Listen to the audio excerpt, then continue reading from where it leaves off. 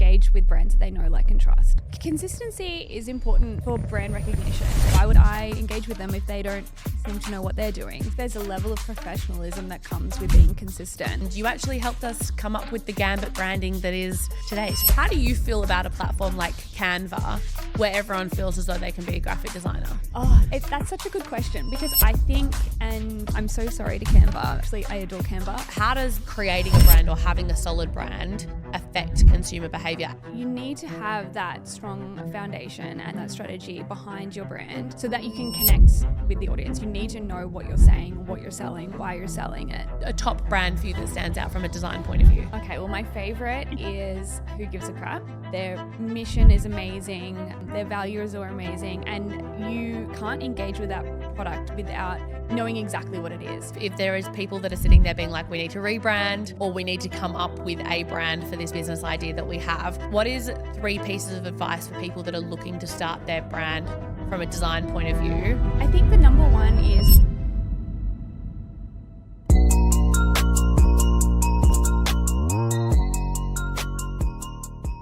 Jess, welcome to Top of Mind. I am excited to be sitting here with you today because you were one of the very first people that were involved in my business from the outset. You obviously are a graphic designer by nature, and you actually helped us come up with the Gambit branding that is today. So thank you for joining me. Thank you so much. It's so good to see you. It's been a while since we've hung out in person. So it's lovely getting away from the screens, getting in person. And you're fresh back in Melbourne. Yes. You had a stint over in Mexico, which is where we kind of reconnected. I suppose our background is we went to university together. Yeah, back in the day. Shout out Charles Sturt University in Bathurst. We obviously then went on and did our own careers and spent time in the industry and respective areas of it. Then you went over to Mexico and you were doing the freelance graphic design stuff. And then I reached out to you when I started Gambit. Well, it wasn't Gambit at the time. It was Hayley Westerby Marketing. And I was like, I desperately need to come up with a name, a logo. I just hired my first person and was like, this business needs to stand for something more than just me. And we started working on what the Gambit branding is today, which I feel like this is a bit of a full circle moment. I know, it's great. I mean, that was a little while ago now, so it's great to see how the brand has, developed and everything since then and got to this point. This is awesome. It's very exciting. It's exciting for me to watch you. I'm very proud of you, and it's lovely to be here. I'm super excited. So a bit of context, I think. Let's just focus. Let's start on the brand, like how we started working together on Gambit, right? The process of it was I came to you and I was like, I need help. I need help with a name. I need help with a logo and some colors and some fonts that I resonate with. And all I really knew that I wanted was something that was punchy, something that was classy but punchy. I remember saying that to you like over and over again. Yes. And I remember saying that it needs to stand for something, like it needs to have a story or a meaning behind it. How many brands that you've kind of worked with really focus on having a meaning or a sentiment or a story behind their brand? I mean, I think most brands that I work with have, well, at least a story. I think if you don't have a brand story, then, you need to create one because you need to draw inspiration for your brand based on like why you're there. And so a lot of the brands I work with have, like a strong sentimental value intertwined in some way, whether it's like just like a little symbol that they want to include or the idea was born from sentimentality or something like that. I think me personally, I work with a lot of brands that do play on emotion to connect with their customers. A lot of the brands I work with are kind of in that same way as you. Same space. And then I also can appreciate, like when I started coming up with the name, I know that when we first spoke about it, we were kind of going through all these names, coming up with the different ideas. You obviously had a lot of great tools and like processes that we could go through to kind of come up with a name, like, taking words, splitting them, joining them together, like coming up with words that, resonate with the brand and, figuring out if there's a natural fit there. And I remember when we came up with one name that we loved. Both of us were like, yes, that's it. and it was lemonade. Lemonade, yes. I know I'm still mourning that one, but I think, we got to a good one in the end. But yes, lemonade, I think we tried to work it out in so many different ways, but at the end of the day, there was just so much saturation with the word lemonade. And, especially with naming, you need something that's unique, something that's memorable, something that represents you. Yep. And as lemonade was already taken, even here in Australia, I think there was like another marketing agency that like 4 months earlier. Yeah. Oh gosh, the timing. That was taken. But I remember us being so sold on it. We were like, yes, we found it. That's so good. And then I literally looked it up and I was like, I remember WhatsApping you being like, it's fucking taken. Got it. And then we went back to the drawing board. Yeah. We came up with Gambit because Gambit was that chess move that was around kind of short-term sacrifice for long-term reward. Yes. Collective was like, I didn't want it to be corporate like group or company or blah, blah, blah. I wanted it to be like a collective of people and experts that were all coming together. And I think that, at the time I was like, does it work? Does it not work? And I think over the years, I've never felt like it's worked more than it does. Hey, just a quick one. If you are loving this episode, help us grow and reach more people by hitting the subscribe button and leaving a review. Yeah. I remember the way that we came to it. We were doing like a big brain dump and we were sketching out all these ideas on a big mind map. And we were drawing collaboratively all these little illustrations of signs and symbols and things that represented strategy, and we delved into, I think, like activities and like games that involved strategy, and like what better game than chess? It's like solely based on strategy. Yep. And the Queen's Gambit had just come out on Netflix, and so that was quite top of mind at the time. Yep. And I think that that's just a path that we went down quite naturally, which was really fun because the way we kind of came about it, wasn't as obvious as you would expect. We went in so many different areas. I think we went in the route of Beyonce, which is how we came to Lemonade, and all of these things. Yeah. And in the end, it was just such a perfect fit. Yep. And then when you came up with the tagline, that was just amazing. Yeah. What is the tagline again? Yeah, it's your move. It's your move. It's your move. Yeah. So when you came up with the tagline, it's your move. That just like tied everything in so well. Yeah. And yeah, I think you've just made it what it is. You were talking about earlier that you've got your Gambit girls and everything. Gambit gang. Gambit gang. And I love it. I feel like it's come to life really naturally. Now, the reason that I wanted you to come on the podcast, I know that you said it originally, you're like, I'm not doing a podcast. It's not my thing. I would prefer to just be behind the scenes, but you're here and I'm really glad that you are here, because I think one of the things that we get all the time is questions around branding, building brand, building, the aesthetic layer of branding, not just, there's the emotional layer that we obviously do in the background and, build that brand strategy, but then also the aesthetics of, what does my brand look like? What does my logo look like? What does it sound like? What does it, feel like when I interact with it? Now, I did a quick Google and search of some of the most Googled questions about branding. And I think we should just start with that, because I think that will hit a lot of the questions that people have around branding off. The first one is, what is branding? Do you have like a generic outline or an understanding, your understanding of what branding is? Yeah, so I think there's obviously a lot to branding and it is hard to summarize it in such a concise way, because I think we could be here all day just talking about that question alone. Yeah. And I think if you do Google it, you can find, countless articles. But I think to summarize in the quickest way, branding is about building the perception of a brand. So how that looks visually, as you mentioned. So what's the logo? What are the colors? Are there any additional graphics? What's the typography that we use? Also, all of the verbal identity. So what's your message? What's your tone of voice? Do you have a tagline? What's your name? All of those things. So it's basically just the personality of a brand. Yeah. Who are you? What do you stand for? And what are you saying out in market? I love it. Second question that was the most Googled is branding and marketing the same? Which is something that we get quite a lot of with people that don't know the difference between the two. Mm-hmm. What would you say to that? Well, I think you can't have one without the other, but they are different. I think that they definitely go hand in hand. if branding is the personality or the toolkit of a brand, marketing is how you promote that message and where you promote that message.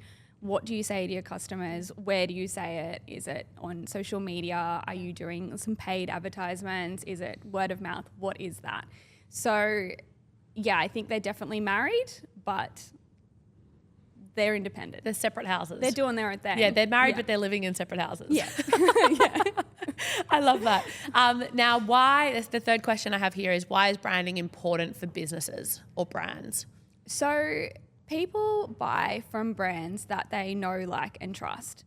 So attaching branding to your brand enables people to become familiar with what you stand for. So you need to have consistency across all of your messaging and, all of your aesthetics and everything that you're putting out with that. And so that means that people can better engage. They can recognize you. If you're pumping out the same message over and over, they're like, okay, they know what they're doing. I know what they're doing. I trust them. They're standing by their values, and then people can engage with that brand. Yeah, I love that. Okay, 2 more questions from Google. What is involved in a brand strategy? So a lot of research. So doing market research, seeing what competitors are out there, what your competitors are doing, what your audience is doing, the buying habits of your audience, who they are, talking to people, figuring out what your mission is, your values, your purpose, all of the things, the brand story, like nutting out your brand story. So basically it's the foundations, like the building blocks of your brand. So like the how and the why before you get to the next level, which is doing the visual and verbal identity. Yeah, I love that. Last question is, how does brand affect consumer behavior? This is something that I'm always so interested in because I love the psychology side of branding and marketing and business. So how does creating a brand or having a solid brand affect consumer behavior? And on the flip side, how does a weak brand or a brand that doesn't perhaps have all of their ducks in a row affect consumer behavior? So I think, as we touched on earlier, people engage with brands that they know, like, and trust. So you need to have that strong foundation and that strategy behind your brand so that you can connect with the audience. You need to know what you're saying, what you're selling, why you're selling it. I love it. Now, some of the things that we see all the time with our clients coming to us is they want to start their brand, but they perhaps don't have a huge amount of money to invest in it, or they're starting their brand on a budget. What advice do you have for people that are wanting to start but perhaps don't have the funds to invest in a graphic designer but need to kind of start somewhere? Well, I think the key thing that you can do yourself is research. So read as much as you can. If you can't pay for a designer, then just starting out and just looking at your consumer. So who are they and where are they? And get really nitty gritty. And I think there's a lot of amazing tools online for like building a brand persona and building like your audience persona. So delving into that and figuring out the why first is the best way to go about that if you're on a budget and you're trying to do everything yourself. Because I think a lot of the time when you engage with a graphic designer, they're going to be doing a lot of that heavy lifting and that research. So if you can do as much of that and build out the basis of your brand and the how and the why, then I think after that you can try and figure out like how to engage in a designer. I honestly can't think of a way that I would recommend that's like effective to build a brand yourself in terms of the aesthetics, unless you have the skills and the know-how and the strategy. If you are starting from zero and you don't know how to use a lot of software and you feel overwhelmed with like, all of that kind of stuff, choosing colors, choosing typography, I think it is obviously extremely beneficial to go with someone who lives and breathes that. But definitely doing as much research as you can beforehand. And just Googling tools, like tools to figure out your vision, tools to figure out your mission and like, the differences between those and what is my purpose? Like, how do I promote that message? Just learning as much as you can. All of that takes a lot of time and obviously it doesn't compare to someone, like you or I that already have years of experience in the industry and know how to do that stuff. But if you're just starting out and you want to get your head around that stuff, I think it's really invaluable to know that anyway, regardless of what you're doing, whether you're being hands-on with building the brand or not. I think that stuff is really key. I agree. And I think to your point, like it comes back to figuring out what it is that you can do yourself. Yeah. And then what is it that you can't do yourself and you need help with. And I think, that's like part of the reason that our business was born, was because it's like, there's a lot of people that can do 50% themselves and then they need help with 50%, or they can do 80% themselves and they need help with the 20%. So that's where we kind of come in. But then in that same respect, if you've got someone that comes to you and it's like, hey, these are our audience personas, this is who we're talking to, all I need your help with is coming up with a logo based on this mood board and this look and feel and these colors and these fonts that I like, but I'm not sure how they would work in my business. So pay the expert for what you need, and then you do all of the heavy lifting in terms of the research and actually deploying that brand and what it looks like and things like that. So I think that's a really good piece of advice to start with is, and it's the same as us, there's no point in paying for someone to do your paid social strategy if you don't have any money or you don't have any effort or time to invest in the organic content. Yeah, absolutely. So I think it kind of comes back to that same point. Now, one thing that we see a lot of when brands come to us and they've been working with perhaps another agency or another business or a freelancer for a while is that their branding isn't consistent. Like they have different fonts all over the place. They use different colors. It kind of makes my eyes twitch. Yes. There's no consistency between what you see on the website to what you see on the Instagram page to what you then see on their stories and, so forth. So if consistency is king when it comes to a lot of the things that, come to mind when it comes to marketing, with branding, why is consistency so important? So consistency is important for brand recognition. If you are switching up your messaging all the time, if you're switching up your colors, if you're changing your logo and, doing all of these things that are inconsistent with like your core message, people are just going to get confused. You need to have a brand that is able to adapt across multiple platforms. So having things like having multiple logos in different lockups that look the same is super important. You can use them and adapt them across like, if you need to put something in your website and then if you need to use like a little icon on socials, but they still look the same, they're still the same brand. Yeah. It means that people can follow along and look at that at a glance and be like, okay, I know who's talking to me. I know where they're coming from, all of that. And so something that I really love doing is coming in and working with brands that have been operated within like a really small team and they've kind of been around for a little while and they haven't had, like a big budget to get off the ground, and then doing a rebrand with them and making sure that consistency is key. That is really enjoyable for me because I think in general in life, I really like being able to see, like make things look similar in general. I really like that in like my personal life. So just for me personally, that's like one of my favorite parts of the job is like coming in and being like, okay, we're just going to get all of these elements and just like make them look like it's the same person. They're part of the same family, right? Yes. I think that's so important as well. Like consistency for me, whether it's consistency in message, whether it's consistency in colors, like one of the things that become glaringly obvious for me when it comes to brand is that if I go onto someone's Instagram and I'm like, oh, cool, like they're using all of these colors, that's great, like that's the font. Then I go onto their website and it's different. Oh my gosh, no. There's the immediate eye twitch, but there's also the immediate sense of like, I don't trust this brand because they're not the same. And I'm like, is this the right website? Am I in the right place? Am I, is this something that I should trust? So I think there's that automatic like hesitancy that comes with the inconsistency in branding. And it's the same as, if you were following a person that one day was talking about one thing and being really passionate about one thing, and then the next day they were like super inconsistent and talking about something, completely outside of that. And you're like, hang on, you were saying this yesterday and this the next day. And the trust is automatically kind of dwindling the moment the consistency is not there. For sure. I also think there's a level of professionalism that comes with being consistent.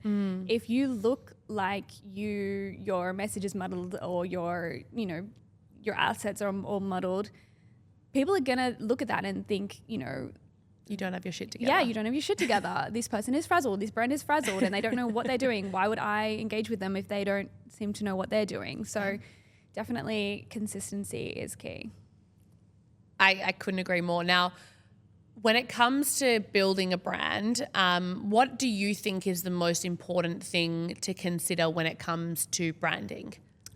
Knowing your audience. Like hands down, easy answer. I think if you don't know who you're talking to, there's definitely, it's really hard to form a strategy if you don't have a very, very clear idea of who you're talking to. So that is definitely my number one takeaway. And where do you think people go wrong with defining their audience? Trying to attract too many people. I think way too broad. I think a lot of this comes with small business as well because, you get excited about a product, you're just launching to market and you're like, I want to talk to everyone. I want to grab, this person and this person and this person. I want to grab all of their attention. But in doing that, you don't grab anyone's attention. There's like an analogy about, you try and throw 50 tennis balls at someone and you can't catch any. Yeah. It's like that. If you throw one tennis ball, it's easy to catch. Yeah. And so you don't need to target every single person on the planet to be successful. If you can find a niche and if you can find out what drives them, what are their buying habits, where are they, what are they doing, when are they online, when are they purchasing, then you're going to have a lot more success in your brand. So just narrowing that down and speaking to, one or two core audiences and like sticking to that. I think it's so valid as well when you're talking about, I think far too often people go, I need to go niche, and they're like, I need to find a problem or an audience group that aren't currently being serviced. And it's like, it doesn't necessarily mean that they're not currently being serviced. It means that you could provide a service for that group of people. Because I think, far too many people come to me with business ideas where they're like, oh, this brand is already doing that, but I think I could do it better this, X, Y, and Z way. I'm like, so do it. Yeah, I mean, that's the golden nugget. Of, totally. If you can find something that no one else is doing or find an audience that isn't currently being serviced, you're literally sitting on a golden egg. Like, go for it. Yeah, absolutely. I think that's like, it shouldn't stop you just because somebody else is already trying. And I think I use the saying all the time of like, when Instagram launched, you didn't look at Facebook and be like, well, there's already a social media network, like we're not going to do it. And it's the same as when we launched, like, there's hundreds of marketing agencies, there's hundreds of branding and creative agencies and social agencies. But the way in which we do things are different, and the way in which we work with our clients and structure our scopes of work are different, and it works for the client instead of working for us. And I think that was where our niche was in terms of being able to speak to a group of audience, that a group of people that felt as though they were being underserved with the current agencies in place. And then they would fall to going to a freelancer and then be let down, or, didn't have this, skill set or experience of a freelancer. They wanted a big agency and there was nothing in between. Yeah. And that's where we kind of were, that's where our idea was kind of born out of. Now, if there is people that are sitting there being like, we need to rebrand or we need to come up with a brand for this business idea that we have, what is 3 pieces of advice for people that are looking to start their brand from a design point of view that you would give to people? I think the number one is find your unique selling point, which goes back to what you're just saying, actually. Finding what you can do that no one else can do, or finding a market that you can service and no one else is servicing, or, something along those lines that makes you you, and being individual, being authentic and promoting that authenticity. I think that is so key when working with a brand, being bold, being authentic, being yourself.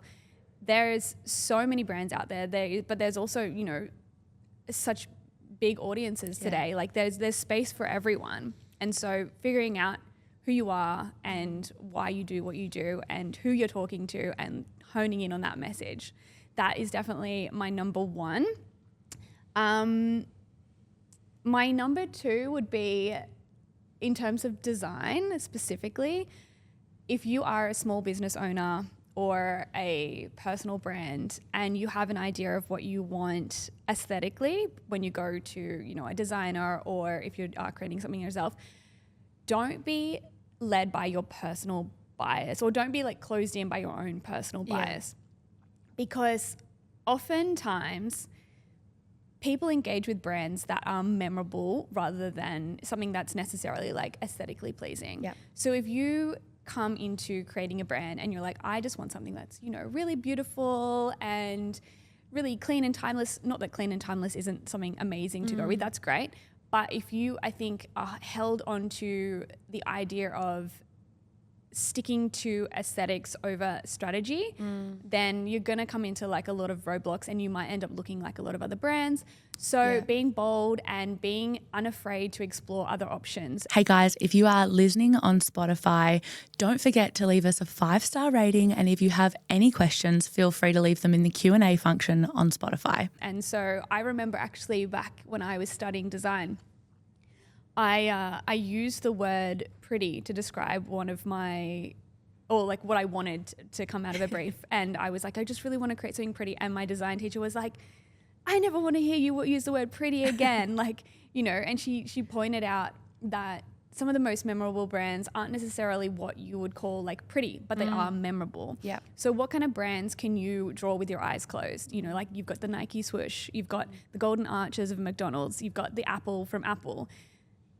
They're not necessarily, you know, something that those owners might have had in, you know, in their mind as something they wanted to create, but they're super, super memorable. So yeah, ditching your personal bias, being open to exploring something that's not necessarily aesthetically pleasing first, unless that fits with your brand. And that's, you know, something that's like important and key to your brand. But if it's key to your brand, if it's key for your brand to create something, you know, ugly but memorable, go with it. Yeah. Be ugly. Lean into it. Lean into it. Yeah. Yeah. And just, you know, whatever your brand values are, if it's like funny or if it's, you know, exploring curiosity, lean into those rather than the aesthetics.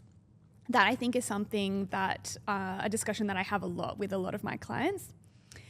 And my third point would be, once the branding is done, stick to the style guide. And that comes back to consistency is key. Yeah. So if you have a style guide, if you have worked with a designer, they will give you a toolkit with all of your beautiful new brand assets and a style guide that is going to encapsulate everything that you've created. Just stick to it. I know that it might be like alluring to or tempting to, you know, try it like a new gold color or try it like a new mint green. Don't. If it's not, if it's not in your Stop. brand style guide, get away from it. Stick to the style guide. And if you are struggling with sticking to that style guide and rolling out that brand with consistency in mind, get some help. Either get someone to run through and create you some templates.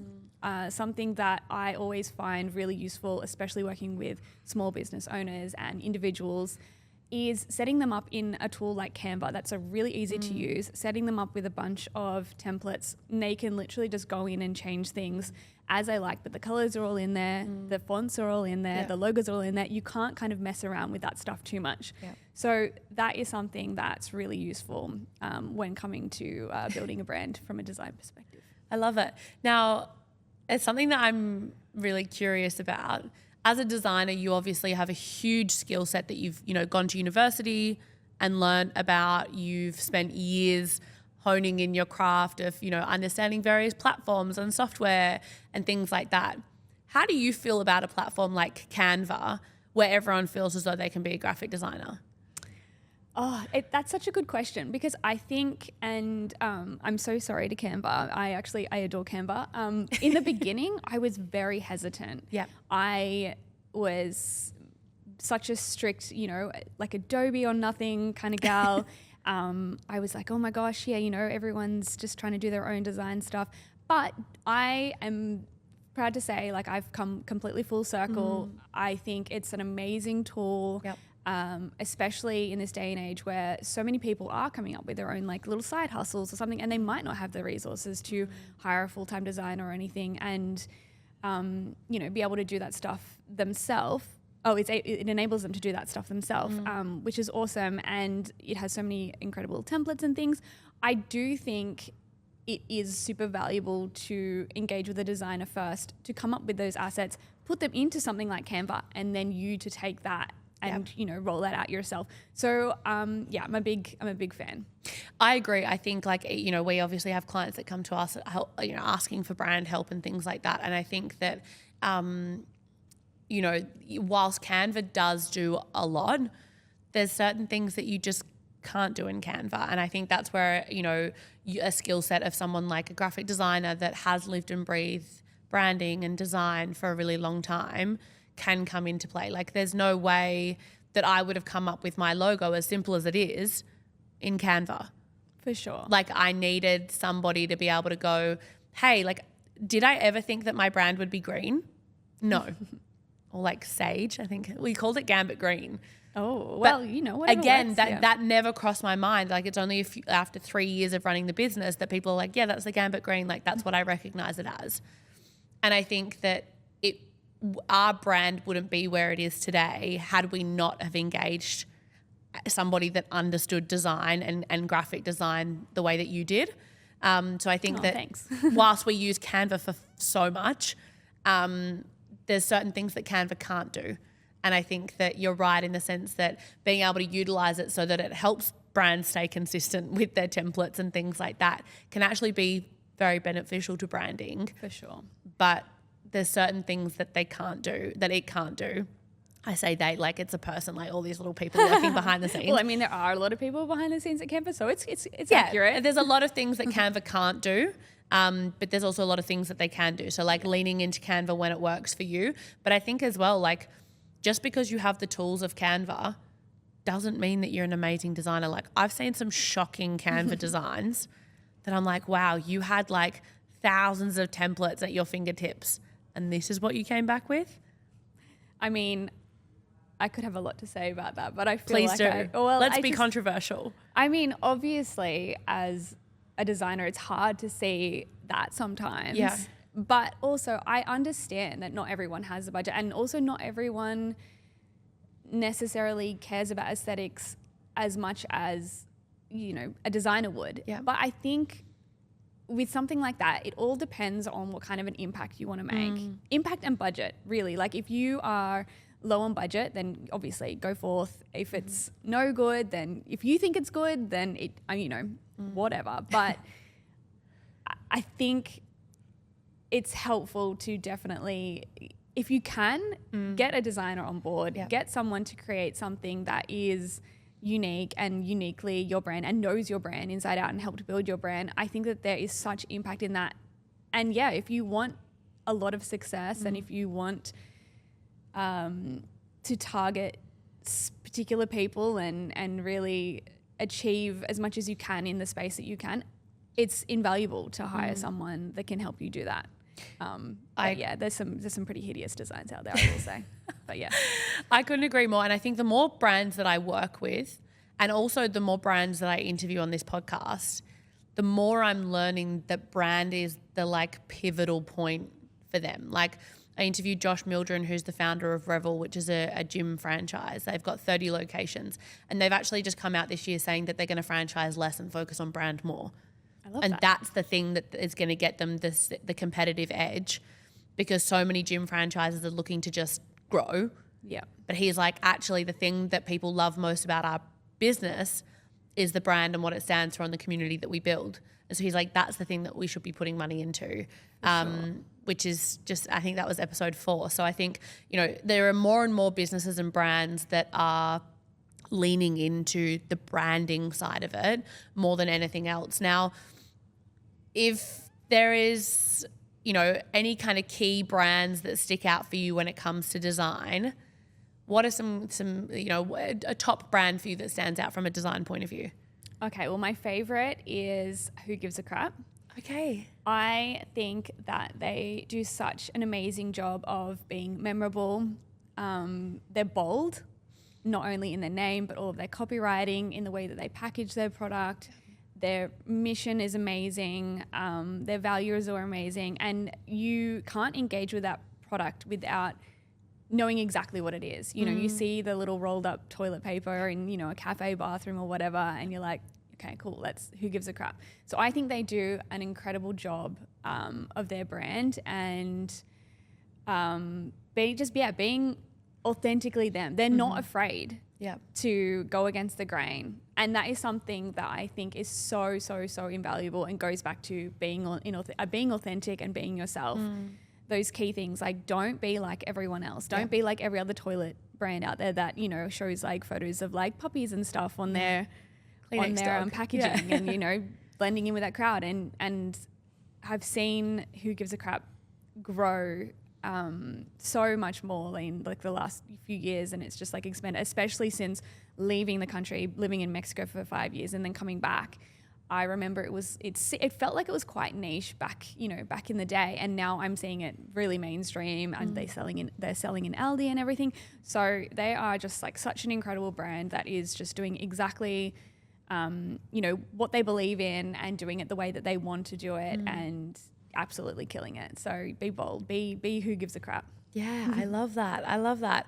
And I think also with that, it kind of ties nicely to, you know, have you seen an example of branding gone wrong? I'm sure you have. Like, have you seen any examples of like, you know, things that make your eyes twitch that when it comes to a design or branding point of view just haven't worked?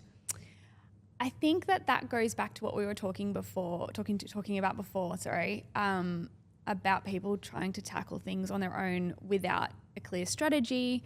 I'm reluctant to single out any brands in particular, obviously, but I just think in general, when you see people kind of like doing things by themselves and there's no real strategy behind it, and the message is changing up all the time, or the visuals aren't, you know, married to each other, I think that obviously makes my brain hurt. But, you know, each to their own. And I think, as we mentioned before, it's all about impact and how much success that you want to have within your brand. And I think taking shortcuts keeps you at a certain level. And if you do want to level up and reach more people and, you know, be the best at what you do, get help. Yeah. Like, you can't do everything. No. None of us can do everything. Yeah. Get someone in that knows what they're doing. That for me is just like the number one no for a brand. Just trying to do everything yourself and not doing it well. Yeah. I think I literally got my phone out before because I was like, there's one that really stands out to me in terms of like design fell. And I remember having like conversations with like family, friends, like it just a repetitive conversation. And it was a government branding that there was I've just Googled it. It's called the Women's Network, and they launched this new brand for the Women's Network. And I feel like I can overlay it, or like, I don't know if we can zoom in on that. Oh no, yeah, the penis. But it looked like a penis, and it's like the Women's Network. Yeah, the penis, yeah. And it looks like a purple penis. Yeah. And it's just like, at what point, like the government, like I've worked with government bodies before, there is hundreds of thousands of levels of rounds of approvals. Yeah. It has to go through Jane, Bob, Joe, Dan, everyone before it even goes out to the execs to approve it. So there would have been so many eyeballs on this thing before it went out, and it still went out. And people were like, this is going to be great. And I mean, I think that something like that, it's hard because they've obviously had a design team on that. Yeah. And so I don't really know what the solution is in that sense, when like you have people that are dedicated to creating something incredible, and then as you said, you have like so many levels of approvals, and then it comes out looking like that. Ooh, so I don't know.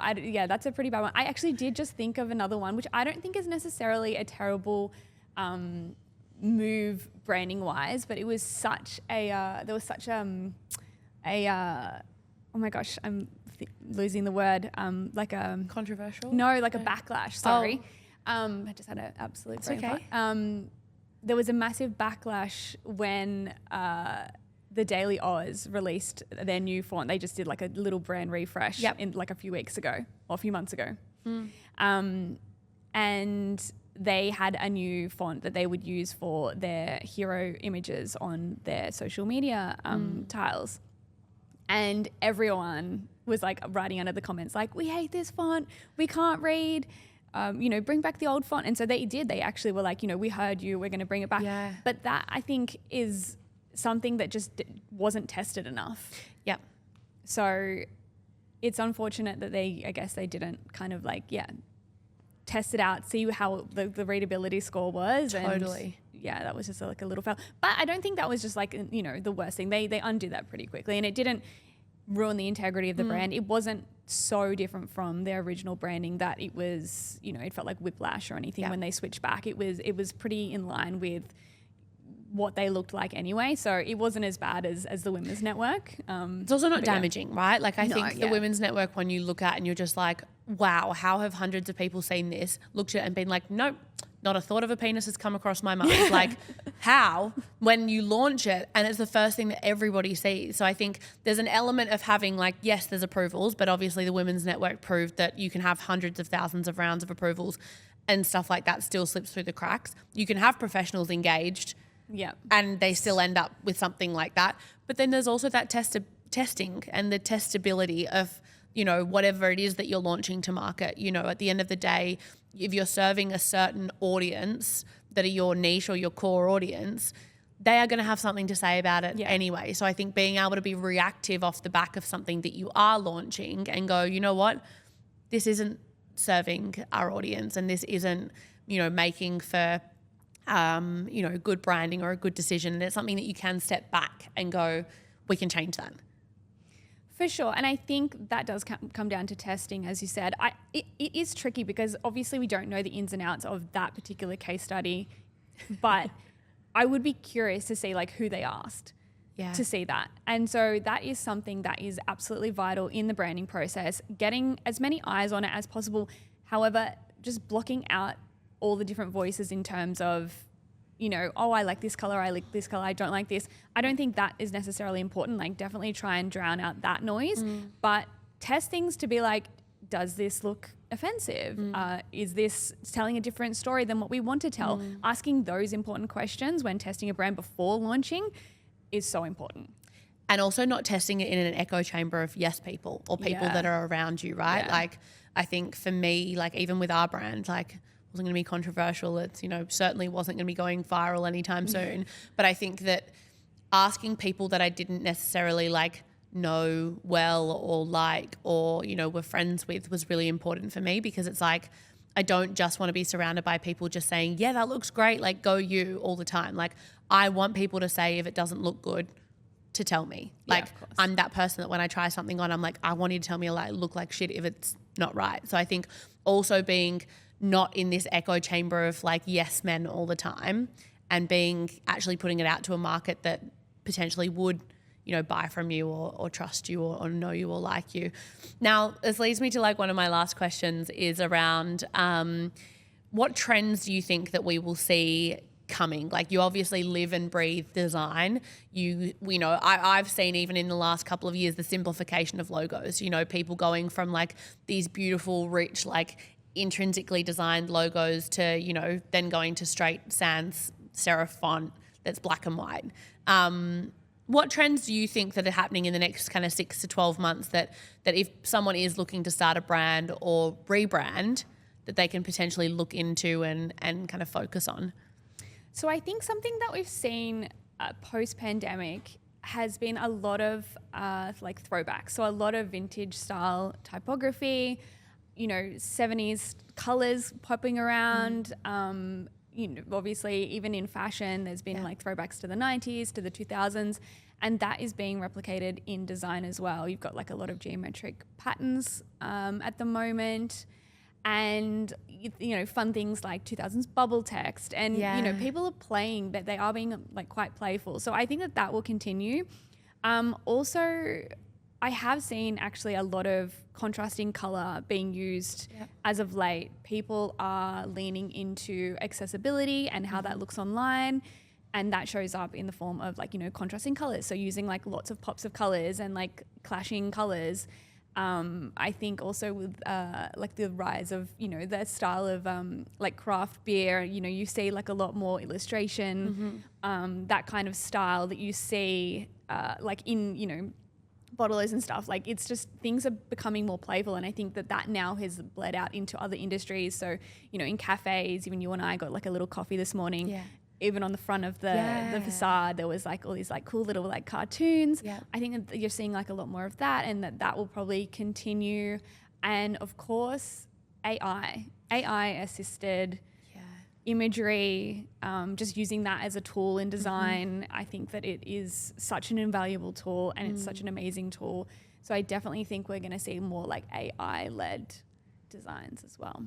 And before we go to the last kind of 3 questions, how do you feel about AI? Like, I feel like, you know, there's a lot of fear around AI, and I think that's just simply because people don't understand what it is. Like, AI has existed in the world for a really long time. It's only in the last kind of 12 months that everyone's like, it's going to take your jobs. Yeah. But like, it's existed, like even on Canva, for example, like the background removing tool is a form of generative AI for sure. that helps people remove backgrounds of photos. Yeah. So it's like AI has been around for a really long period of time. How do you as a designer feel about AI? I love AI. I think it makes my job a lot easier. There are ways that I use it in the brainstorming process. Like if you need any assistance in terms of,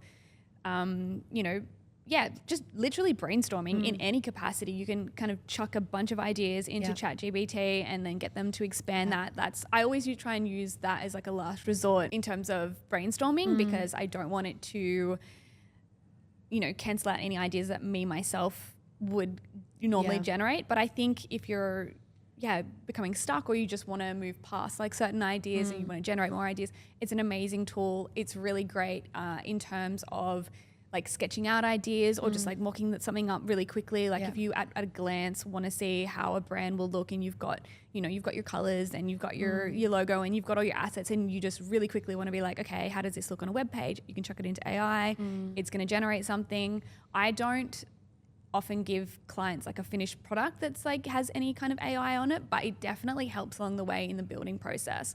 And definitely things like that, like, the remove background tool. I think Photoshop is amazing. I spend about a quarter of the time that I used to in Photoshop now, just in terms of popping new imagery in and taking things out. It's really, really helpful. So it makes my life a lot easier, and I really love it. Yeah, I agree. I mean, I constantly refer to Chatjpt as my business partner. I don't have a business partner, but like every time I have like a problem, or I'm procrastinating about something, or I need to start a scope of work or something like that, and I'm unsure as to how to phrase something or approach something, I'll pop it into Chatjpt, see what it spits out, and then I'm like, okay, cool. Like, it's kind of giving me the starting point, but I don't think it will replace a role, so to speak. Before we go to the final questions, just on that, with like generative AI in terms of generating photos and imagery and things like that, I know there are a lot of brands that are, going to market with these AI generated images that look really real, but they're able to generate images, 5,000 images in 48 hours, and it costs them a fraction of what it would to organize a shoot and things like that. Do you think that there should be any kind of like policing or identifiable kind of watermark or something that says that those images are created by AI? How do you feel about that? Like, I feel like there's an argument at the moment that's rolling out that's saying that if, I think it was Essie, the nail polish brand, they generated a campaign, I think there was like 2,500 images that they could use for social media that were all generated by AI, right? But then there's this argument that comes out that's like, yeah, but technically it's false advertising. But it's not, because the product is real. It's just the backgrounds that they've put these products in are generated by AI. So it's like there's this argument for saying we should have something that tells people that these images are not real and they're generated by AI. But then there's an argument for the fact that it's like, no, but it doesn't harm anyone by not telling people that they're not real. So where do you sit on that conversation? I think it depends on how you use it. I think if you're using AI to generate images that display something that, as you said, like is not real or isn't an accurate description of your product, or compromises the integrity of the product, I think that I probably just don't do it. But if it's something like that where you're just like switching up backgrounds and you've got an image that you've taken of a real product that you have and then you're just placing it in different scenarios, I personally don't really find an issue with that. And I think you do need to be quite experienced to use those tools. It does take a certain level of skill and expertise to use those tools and to especially come up with results that look good enough to go to market. Even me myself, like I'll try and whip something up as just like an idea for a client, or like, putting a product in a certain setting, and next minute there'll be like someone holding a bottle of something and they've got like 7 fingers. Like it happens all the time. I mean, we saw it with the Kate Middleton stuff, right? Yeah, as well. Literally, exactly. So I do think that you do have to be conscious when you are in charge of those programs to actually be using them correctly. I do think it's down to the individual and the, you know, or the organization to be using those in a way that's not, showing something that's not real. Like it's fine if you are using it correctly and you just, you know, coming up with different ways to display something that already exists and something that you've already got and, you know, you just want to kind of tweak it a little bit. I really don't have a problem with that. Yeah. I don't necessarily think that you need to say like, this is AI generated unless it's something completely new.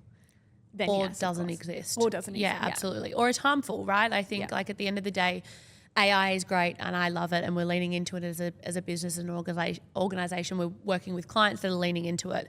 But I think that at the end of the day, there has to be a human that is between the AI and what goes out to market, or the, you know, between the AI and kind of, you know, what people then see as like the finished product. And I think that human is in charge of what's right and what's wrong, and is this the best way to use it, and is this harmful, and those kinds of lenses that are applied to it. So I couldn't agree more.